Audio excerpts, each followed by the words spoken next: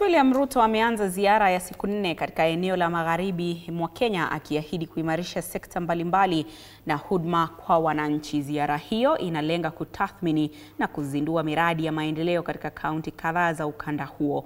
Miongoni mwa viongozi waliomsindikiza ni Spika wa Bunge la Taifa Moses Wetangula, Waziri Mkuu Musalia Mudavadi na Katibu Mkuu wa Muungano wa Wafanyakazi KOTU Francis Atwoli. Katika kaunti ya Kakamega, Rais Ruto amezindua rasmi hospitali ya kisasa ya Butere Level 4 pamoja na kutangaza vifaa vya matibabu vyenye thamani ya shilingi milioni 150. Aidha, ameahidi shilingi bilioni 1 kukamilisha ujenzi wa hospitali ya rufaa ya Kakamega Level 6, akisisitiza dhamira ya serikali kuboresha huduma za afya.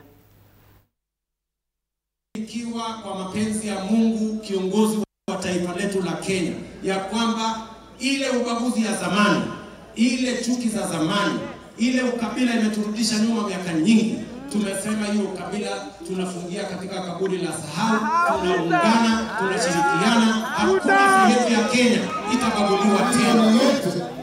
Lazima tuonyeshe umoja wetu, msimame nyuma ya viongozi wetu, sisi zote tusukume gurudumu ya kuleta amani Kenya, ya kusaidia rais aendelee na kazi ya kubadilisha nchi yetu.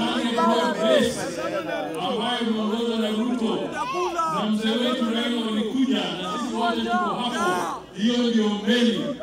Hakuna mambo ya watu kutuambia tutoke kwa meli tuende kwa Januari ama kwa Kanu. Iko position katika Kakamega.